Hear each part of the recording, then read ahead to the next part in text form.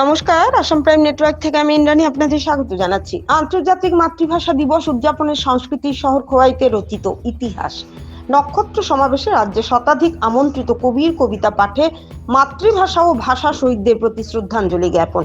সংস্কৃতির শহর খোয়াই আবার প্রমাণ করলো ভাষা বেঁচে থাকে মানুষের কণ্ঠে, কবিতায় আর সম্মিলিত চেতনায়। শতাধিক আমন্ত্রিত কবির নক্ষত্র সমাবেশে মাতৃভাষা ও শহীদদের প্রতি শ্রদ্ধাঞ্জলি অনুষ্ঠান সম্পন্ন হলো খোয়াইতে।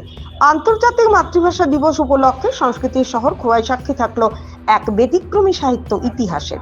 রাজ্যের বিভিন্ন প্রান্ত থেকে আগত শতাধিক আমন্ত্রিত কবির সম্মিলিত উপস্থিতিতে স্থানীয় স্বপনপুরী অডিটোরিয়াম যেন রূপ নিল ভাষা ও কবিতার নক্ষত্র মেলায়। আজকের ভাষা মৈত্রী সংসদ ও প্রকাশনা মঞ্চের যৌথ উদ্যোগে আয়োজিত এই অনুষ্ঠান মাতৃভাষা ও ভাষা শহীদদের প্রতি শ্রদ্ধাঞ্জলির এক অনন্য দৃষ্টান্ত স্থাপন করলো। 21শে ফেব্রুয়ারি বিশ্বজুড়ে আন্তর্জাতিক মাতৃভাষা দিবস পালিত হলেও 22শে ফেব্রুয়ারিতেও খোয়াই শহর মাতল ভাষার আবেগে। অনুষ্ঠান শুরুতেই ভাষা শহীদদের প্রতি পুষ্পার্ঘ্য অর্পণ করা হয়। আমার ভাইয়ের রক্তে রাঙানো 21শে ফেব্রুয়ারি গানের আবেগঘন পরিবেশনার মধ্য দিয়ে উপস্থিত সকলে শ্রদ্ধাভরে স্মরণ করেন ভাষা আন্দোলনের শহীদদের। এরপর শুরু হয় মূল পর্ব। অনুষ্ঠানের উদ্বোধন করেন খোয়াই পুর পরিষদের চেয়ারপারসন দেবাশিস নাথ শর্মা। উদ্বোধনী মঞ্চে উপস্থিত ছিলেন বিশিষ্ট সমাজসেবী ও সাহিত্যানুরাগী বিনয় দেববর্মা, অনুষ্ঠানের আহ্বায়ক তথা ত্রিপুরা বক্সিং অ্যাসোসিয়েশনের রাজ্য সভাপতি অভিজিৎ দত্ত ভৌমিক এবং যুগ্ম আহ্বায়ক তথা আজকের ভাষা সাহিত্য পত্রিকার সম্পাদক দীপেন নাথ শর্মা। সভাপতি মণ্ডলীতে ছিলেন ডক্টর দেবব্রত দেবরায়, নিয়তি রায় বর্মন, মন্টু দাস, গৌরাঙ্গচন্দ্র দেবনাথ, ডক্টর মজাহিদ রহমান ও বিশ্বজিৎ রায় চৌধুরী। এদিনের মঞ্চে প্রকাশিত হয় সাহিত্য বিষয়ক ফোল্ডার। মধুমিতা দত্তের সম্পাদনায় মৈত্রী সংসদের উদ্যোগে এবং প্রকাশনা মঞ্চ আজকের ভাষার সহযোগিতায় প্রকাশিত একটি ফোল্ডারে নির্বাচিত 6 জন লেখকের রচনা স্থান পায়। পাশাপাশি নতুন প্রজন্মের কবি অনিমেষ ঋষি দাসের সম্পাদনায় ত্রিধারা নামে আরেকটি ফোল্ডার প্রকাশিত হয়, যেখানে 6 জন কবির লেখা সংকলিত হয়েছে। দুটি ফোল্ডারে অনুষ্ঠানে উপস্থিত কবি ও অতিথিদের হাতে তুলে দেওয়া হয়।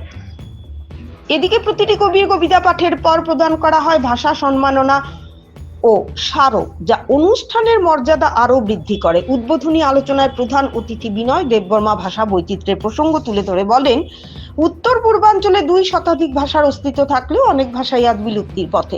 ত্রিপুরার অধিকাংশ মানুষ বাংলা ভাষায় কথা বললেও প্রায় 26% মানুষ ককবরক ভাষাভাষী, অথচ জনজাতীয় অংশের বহু মানুষের এখনো মাতৃভাষায় শিক্ষার পূর্ণ সুযোগ তৈরি হয়নি, যা ভাষা আন্দোলনের চেতনার সঙ্গে গভীরভাবে যুক্ত একটি বিষয়।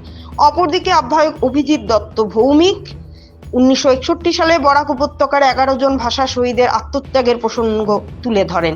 তিনি বলেন, 70 ও 80-র দশকে খোয়াই ছিল এক উজ্জ্বল সাংস্কৃতিক কেন্দ্র, যদিও 90-এর দশকে সেই ধারা কিছুটা স্তিমিত হয়ে যায়।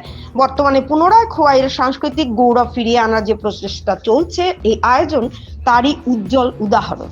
অনুষ্ঠানের উদ্বোধক দেবাশিস নাথ শর্মা এই উদ্যোগের ভূয়সী প্রশংসা করে বলেন, শতাধিক কবির সম্মিলিত অংশগ্রহণ ভাষা ও সংস্কৃতির প্রতি মানুষের দায়বদ্ধতার পরিচয় বহন করে এবং এ ধরনের আয়োজন ভবিষ্যতে আরো বৃহত্তর পরিসরে ছড়িয়ে পড়বে বলেই তিনি আশা প্রকাশ করেন। সঙ্গীত ও কবিতার অপূর্ব মেলবন্ধনে দিনভর অনুষ্ঠান প্রাণবন্ত হয়ে ওঠে। কবিতার উচ্চারণে, সুরের আবেগে এবং ভাষার আবেগে খোয়াই শহর যেন নতুন করে নিজের সাংস্কৃতিক আবহ ফিরে পেল। এই আয়োজন শুধু একটি অনুষ্ঠান নয়, এ ছিল ভাষার প্রতি ভালোবাসার ঘোষণা, সংস্কৃতির পুনর্জাগরণের ইঙ্গিত আর ইতিহাস রচনার এক উজ্জ্বল মুহূর্ত। ত্রিপুরা থেকে গোপাল সিং এর রিপোর্ট, আসাম প্রাইম নেটওয়ার্ক।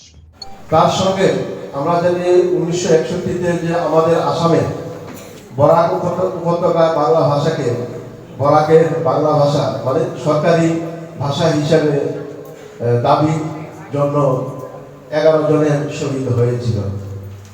তো এইগুলি আমরা সবাই জানি। তো এই ব্যাপারে আমি বিশেষ কিছু বলবো না, বলবো যে আজকে এই অত্যন্ত এই সুন্দর অনুষ্ঠানটি আমাদের এই খোয়াইতে হচ্ছে। আপনারা সবাই জানেন যে আমাদের এই খোয়াই শহর সংস্কৃতির শহর।